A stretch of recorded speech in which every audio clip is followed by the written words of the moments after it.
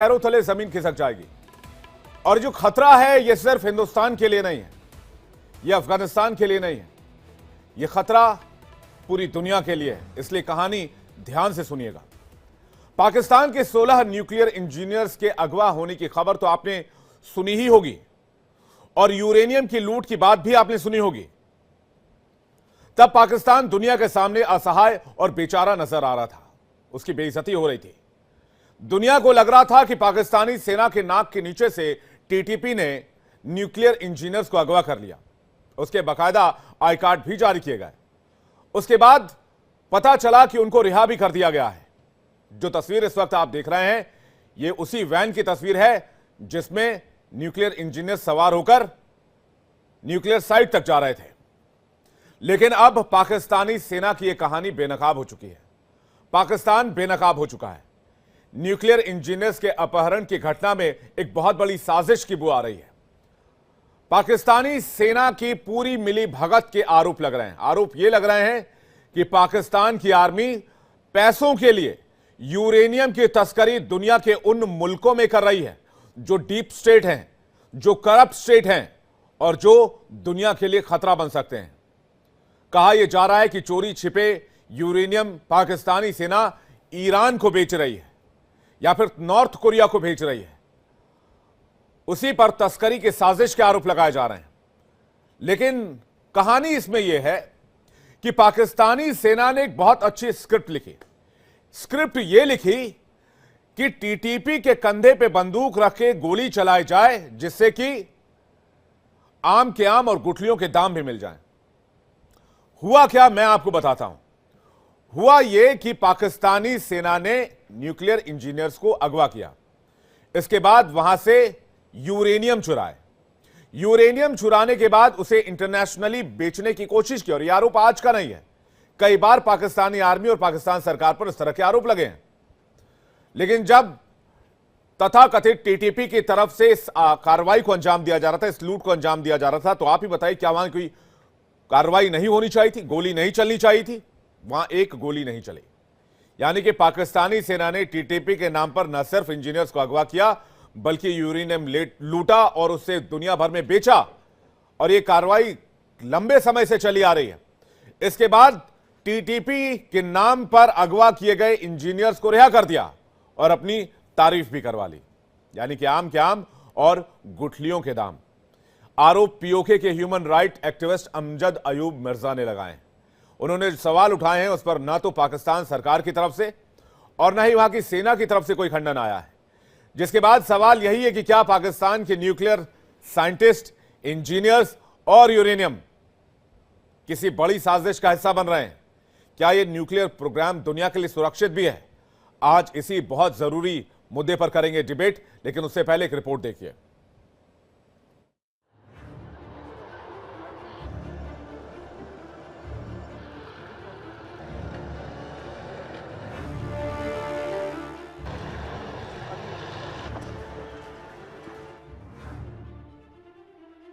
पाकिस्तान इस समय चौतरफा घिरता जा रहा है। अफगान बॉर्डर पर तालिबान ने मोर्चा खोला है, तो पाकिस्तान के बॉर्डर के अंदर तहरीके तालिबान ताबड़तोड़ हमले कर रहा है। बलूचिस्तान में बलूच लिबरेशन आर्मी ने कोहराम मचा रखा है। इन सब के बीच पाकिस्तान के 16 न्यूक्लियर इंजीनियर डेरा इस्माइल खान के लक्की मरवत से अगवा होते हैं, जिसके बाद पाकिस्तान सेना ही सवालों के घेरे में है। आरोप है कि सेना ने ही यह साजिश रची थी। पीओके के एक्टिविस्ट अमजद अयूब मिर्जा ने आरोप लगाया है कि न्यूक्लियर इंजीनियर्स के अपहरण में पाकिस्तानी सेना की मिली भगत है। पहली बात तो ये है कि ये जो इलाके होते हैं, जैसे ये माइनिंग का इलाका हो गया और ये चीज़ें हैं, ये बड़ी सेंसिटिव होती हैं। और यहाँ पे फौज और स्पाइंग एजेंसीज जो है वो यहाँ पे मतलब है कि जाल बिछा होता है उनका। तो इतनी सिक्योर जगह जहां यूरेनियम की माइनिंग हो रही है, वहां ये टीटीपी का हमला हुआ है, हमला नहीं हुआ है, कोई वहां पे एम्बुश की खबर नहीं है, कोई वहां से खबर नहीं है कि जी वो आपस में कोई गोलियों का तबादला हुआ या कोई बैटल हुई और उसके बाद उन्होंने वहां कब्जा किया और फिर उनको एबडक्ट किया और साथ ले गए, अगवा किया और साथ ले गए, इस किस्म की कोई खबर नहीं। अब ये मुझे मामला काफी फिशी फिशी नजर आता है। अमजद अयूब मिर्जा ने ये आरोप इसलिए भी लगाए क्योंकि इस घटना के तुरंत बाद पाकिस्तानी सेना ने कोई बड़ा एक्शन नहीं लिया। न्यूक्लियर इंजीनियर्स की तलाश में हेलीकॉप्टर तक नहीं इस्तेमाल हुए। वहीं अमजद अयूब मिर्जा ने यह भी आरोप लगाए हैं कि यूरेनियम की लूट की जो बातें सामने आई हैं वो तो हुई है, लेकिन इसमें भी टीटीपी नहीं है बल्कि पाकिस्तानी सेना का ही हाथ है, क्योंकि पाकिस्तानी सेना यूरेनियम की चोरी करके इसे ईरान को तस्करी करती है। ये लंबे समय से चला आ रहा है। क्या ये पाकिस्तान आर्मी जो है यूरेनियम की स्मगलिंग तो नहीं कर रही ईरान को और या किसी और मुल्क को, खास तौर पर ईरान को यूरेनियम की स्मगलिंग तो नहीं कर रही? और ये कोई एक मतलब है कि एक आंखों में धूल झोंकने के लिए ऐसा किया है और बीच में से यूरेनियम को स्मगल करने के लिए ये सारा ढोंग रचाया गया, ये तस्वर में भी ये चीज भी आती है। अमजद अयूब मिर्जा के मुताबिक पाकिस्तानी सेना लंबे समय से सीक्रेट तरीके से न्यूक्लियर टेक्नोलॉजी बेचती रही है, जिससे दुनिया पर खतरा मंडरा रहा है। इसलिए उन्होंने अंतर्राष्ट्रीय परमाणु ऊर्जा एजेंसी से इस घटना की जांच कराने की अपील की। पाकिस्तान के न्यूक्लियर एसेट्स जो है वो सेफ नहीं है। पाकिस्तान की आर्मी चाहती नहीं है कि लोग पढ़े लिखे हों। 2,30,00,000 बच्चा प्राइमरी एज का स्कूलों से बाहर है। ड्रॉप आउट रेट जो है वो 77% है प्राइमरी स्कूल के बच्चों में। और ये आर्मी को वहां पैसा लगाने के बजाय ये यूरेनियम स्मगल कर रहे हैं ब्लैक मार्केट में और वहां से ईरान को बेच रहे हैं। ये जो अभी 16 इंजीनियर इन्होंने न्यूक्लियर उठाए हैं लकी मरवत से, मैं सिर्फ नहीं कह रहा, ये मेरा तजिया नहीं है, और भी आप जाके देखें ट्विटर पे, इंटरनेट पे बहुत से लोग वही तजिया कर रहे हैं कि ये पाकिस्तान की आर्मी का इंटरनल ऑपरेशन है। उन्होंने ऑलरेडी चोरी करके बेच दिया हुआ यूरेनियम और अब टीटीपी के साथ जो उनका जो भी एक है सेक्शन इनके साथ, उसके साथ मिलके उन्होंने ये कार्रवाई डाली है कि जो यूरेनियम है वो तो टीटीपी वाले ले गए। पाकिस्तानी सेना पर आरोप गंभीर हैं और हालिया घटना से यह भी जाहिर होता है कि पाकिस्तान के न्यूक्लियर साइंटिस्ट, इंजीनियर, यहाँ तक कि पूरा का पूरा न्यूक्लियर प्रोग्राम ही सुरक्षित नहीं है। अगर जल्द पाकिस्तान के न्यूक्लियर प्रोग्राम को लेकर विचार नहीं किया गया तो पूरी दुनिया खतरे में पड़ सकती है। Bureau report, India daily. इसलिए कुछ सवाल बहुत जरूरी हो जाते हैं। पहला सवाल यह, परमाणु हथियार का व्यापार, क्या पाक आर्मी बेनकाब हो चुकी है? आतंकियों के हाथ में यूरेनियम, खतरे में दुनिया और सुरक्षित नहीं आतंकिस्तान का न्यूक्लियर प्रोग्राम, लगनी चाहिए लगाम। हमारे साथ थोड़ी देर में major general retired GD Bakshi, defence expert हम होंगे। कर्नल रिटायर्ड दिनेश नैन हमारे साथ जुड़ गए, डिफेंस एक्सपर्ट। अमजद अयूब मिर्जा जिन्होंने इस मामले का खुलासा किया है, खुद वो हमारे साथ हैं, एक्टिविस्ट POJK। हमारे साथ सज्जाद बुखारी हैं, पत्रकार, जर्नलिस्ट पाकिस्तान से। हमारे साथ सोहेल शाहजाद हैं, पत्रकार, पाकिस्तान से। थोड़ी देर में जुड़ेंगे। आप सभी मेहमानों का बहुत स्वागत करते हैं। लेकिन सबसे पहले अमजद अयूब मिर्जा के पास चलते हैं। मिर्जा साहब, आपने जो खुलासा किया वो बड़ा इंटरेस्टिंग है कि भाई पाकिस्तानी आर्मी ने एक बड़ा अच्छा प्लान बनाया कि भाई टीटीपी के नाम पर इंजीनियर्स को उठा लो, वहां से यूरेनियम निकालो, उसको बेचो और बाद में टीटीपी के नाम पर ही इंजीनियर्स को रिहा कर दो। इससे पाकिस्तानी सेना की तारीफ भी हो जाएगी, हमारा यूरेनियम भी निकल आएगा और हमें उसे इंटरनेशनल मार्केट में बेच भी डालेंगे। ये कितने बड़े खतरे की बात है और पूरी कहानी क्या है मिर्जा साहब, जरा एक बार बताएं।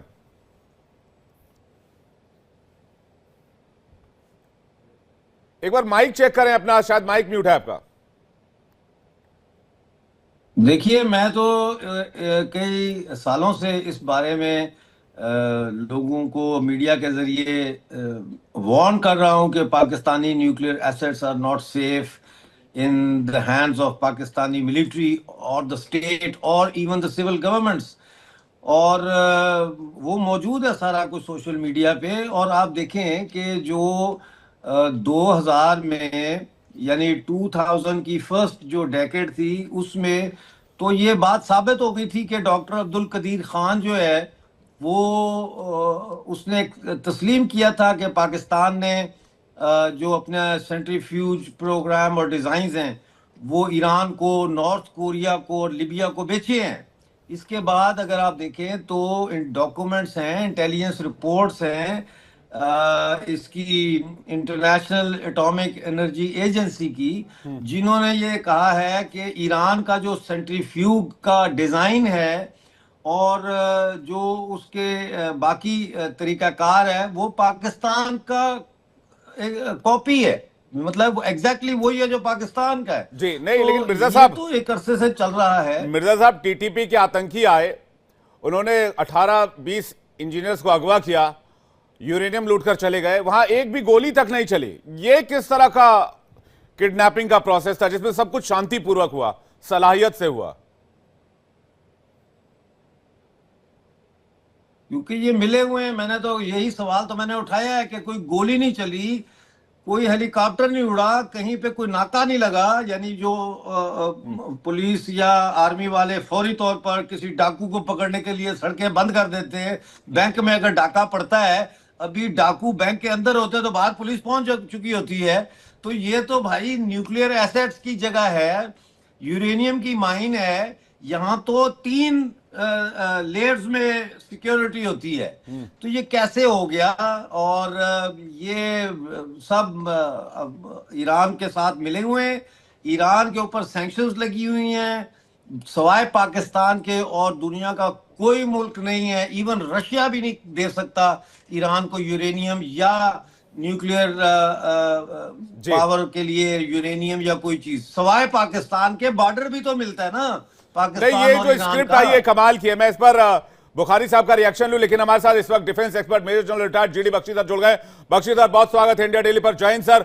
मेरा सवाल आपसे, आपने कहानी तो सुनी होगी कि टीटीपी ने 16-18 इंजीनियर्स को अगवा किया और कहीं कुछ कोई गोली वोली नहीं चली। उसके बाद टीटीपी ने उन 16-18 इंजीनियर्स को रिहा भी कर दिया, उसके बाद यूरेनियम भी निकाल ले गए वहां से।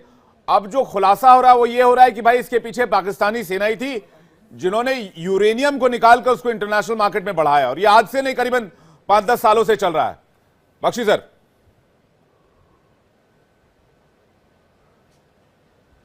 देखिए, बहुत देर से अटकलें लगाई जा रही हैं, चिंता व्यक्त की जा रही है। बहुत सारी जो ग्लोबल एजेंसीज हैं, सिक्योरिटी फोरम्स हैं, कि पाकिस्तान एक ऐसी जगह है where you have nuclear stockpiles of almost 116 bombs इनके पास हैं, और इनके पास यूरेनियम का स्टॉकपाइल है, प्लूटोनियम के स्टॉकपाइल हैं, और ये एक ऐसा मुल्क है जहां की अगर आपकी फौज 5.5 लाख की है तो कोई 3.5 लाख तो टेररिस्ट हैं, और फौज और टेररिस्टों के बीच में बड़ी भारी सांठगांठ है। और जैसे मिर्जा साहब बिल्कुल सही कह रहे थे कि साहब ये कैसे हो सकता है कि आपके एक न्यूक्लियर इंस्टॉलेशन डेरा गाजी खान यूरेनियम माइंस के ऊपर अटैक हो, 18 इंजीनियर्स वहां पे अगवा कर लिए, किडनैप कर लिए, और वहां से कोई 500 किलोग्राम वो कह रहे हैं कि करीब यूरेनियम गायब कर दिया, और आपके कोई चिड़िया ने पर नहीं मारा। वहां पे ना कोई नाकाबंदी हुई, ना कोई हेलीकॉप्टर्स अटैक हेलीकॉप्टर्स वगैरह आए। बड़ा भारी न्यूक्लियर अलर्ट हो सकता है अगर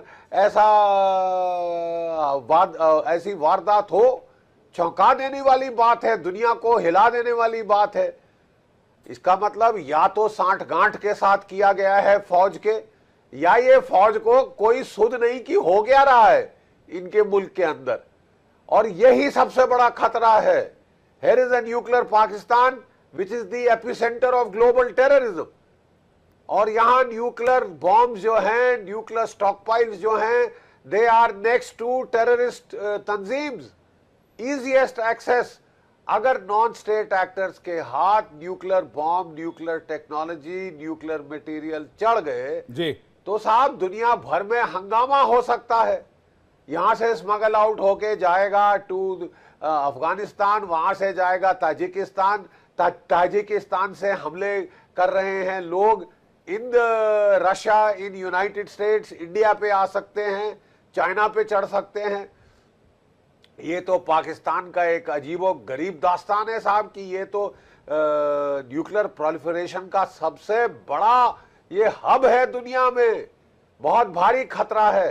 देखिए साहब, अभी तक जो है रैशनैलिटी है न्यूक्लियर एक्टर्स में, इसलिए जो स्टेट एक्टर है उसको आप डिटर कर सकते हैं कि खबरदार तुमने इस्तेमाल किया न्यूक्लियर वेपन, हमारे पास भी है, तुम एक चलाओगे हम 10 चलाएंगे।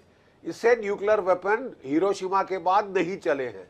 लेकिन अगर न्यूक्लियर वेपन पागल तंजीमों के पास पहुंच जाएं, वो तो पागल कुत्ते के हाथ में देने की बात है, वो हर किसी को काटेगा, दुनिया भर में वो यहां पे गदर करेगा। ये जो यूरेनियम हो गया है, इससे डर्टी बॉम्ब बन सकता है। अगर न्यूक्लियर बॉम्ब बनाने की टेक्निकल एक्सपर्टीज ना भी हो टेररिस्टों के पास, तो वो डर्टी बॉम्ब बना सकते हैं। नॉर्मल बॉम्ब के चारों तरफ एक कोर बना दे यूरेनियम की, उसको फोड़े, रेडियो एक्टिविटी फैल जाएगी, गदर मच जाएगा साहब। नहीं, ये लेकिन कमाल की बात है बख्शी सर कि भाई 3 लेयर यूरेनियम माइन में 3 लेयर सिक्योरिटी होती है और किसी तरह का कोई फायर एक्सचेंज ही नहीं हुआ। बुखारी साहब, इतनी कमाल की स्क्रिप्ट तो हॉलीवुड में भी नहीं लिखी जाती है जितनी कमाल की स्क्रिप्ट आप लोगों ने लिखी। और उसके बाद सारे इंजीनियर्स रिहा भी हो गए, पाकिस्तानी सेना की तारीफ भी हो गई, 500 किलो यूरेनियम में निकल आया, ब्लैक मार्केट में गया होगा। अब बेचने के लिए कुछ है नहीं तो भाई यूरेनियम और टेररिस्ट ही बेच लें। बुखारी साहब, सबसे पहले अस्सलाम वालेकुम, नमस्कार, नमस्ते मेरी जानिब से तमाम पैनलिस्ट को, जिनमें मिर्जा साहब भी हैं, बख्शी साहब भी, आप खुद प्रोग्राम होस्ट कर रहे हैं, मेरे कर्नल साहब भी, मैं उनको भी देख रहा हूँ। आप सबको जो है पाकिस्तान की जानिब से इकबासी का जो है वो आदाब अर्ज हो। सबसे पहले मुझे ये उम्मीद है, मैंने कल भी जब डिबेट का आगाज किया था तो आपके प्रोड्यूसर साहब से भी मैंने यस्टरडे आई डिस्कस्ड के उम्मीद ये है कि हम एक दूसरे की बात को तहामुल से सुनेंगे और 1 बाय 1 उसको क्वेश्चन का जवाब देंगे और काउंटर करेंगे। ये मेरी एक मुदबाना गुजारिश समझ लें, ये एक रिक्वेस्ट समझ लें, क्योंकि तमाम पैनलिस्ट की तरह आई हैव अ राइट। तो सबसे पहले मैं मिर्जा साहब की गुफ्तगू का आगाज करूंगा। सबसे पहले तो आपने अपने पैनलिस्ट में जो 2 पैनलिस्ट बिठाए आपने, बख्शी साहब और वो दूसरे, उनकी एक्सपर्टीज, स्पेशलिटी और उनका जो फैक्टर सेक्टर और उनका जो एरिया है वो उसमें महारत रखते हैं, ठीक है। क्योंकि इस वक्त बात एटॉमिक एनर्जी की हो रही है, यूरेनियम की हो रही है, उसकी अफसुदगी की हो रही है, फिर इसके अंदर सेंट्रीफ्यूजेस का जिक्र भी आ गया, बहुत लंबी चौड़ी। लेकिन बहैसियत सियासत का एक तालिब इल्म, एक सहाफ़ी, और एक हद तक की बात करें जो हमारा 4th पिलर है, उस 4th पिलर ने गो कि अपनी बहुत सारी गलतियों और कोताहियों से सीखा नहीं है। मुझे आज बदकिस्मती से ऐसा लग रहा है कि हमारा 4th पिलर जो है वो कहीं ना कहीं ख्वाब गफलत में या खरगोश की तरह या बिल्ली की तरह उसने अपनी आंखें बंद कर ली हैं और वो हकायक को मसख करके पेश कर रहा है, उसे काउंटर भी नहीं कर रहा है। आप गुफ्तगू आपने सुनी, पहले तो आपने मिर्जा साहब की एक तवील तरीन कल की तरह उन्होंने कहानी सुनाई। मुझे तो ऐसा लगता है कि इनकी एक पॉकेट में जो है वो ईरान का इंसाइक्लोपीडिया है, लेफ्ट पॉकेट में इनके पाकिस्तान का इंसाइक्लोपीडिया है, और ये दुनिया के सबसे बड़े थिंक टैंक है जिनको ये भी पता है इस तरह अगवा हुए, फिर वहां गए, फिर माइंस में ये थी, इतनी लेयर्स थी, फिर उसके बाद इन्होंने वो सारी टेक्निकलिटीज का जिक्र किया। फिर उसके बाद बख्शी साहब ने बड़े जबरदस्त अंदाज में कहा कि जनाब अगर ये परमाणु बम कहते हैं, आप इसे जो भी कहते हैं, एटॉमिक बम कहते हैं, सुनिए आप समीक्षा ना करें ना, आप ये स्क्रिप्ट समझा दें कि भाई बगैर लड़े भिड़े ऐसा कौन सा अबडक्शन हो गया, किडनैपिंग हो गई। आप उन दोनों के बयान पर ना जाएं, आप ये कहानी समझा दें, ये कहानी हुई कैसे।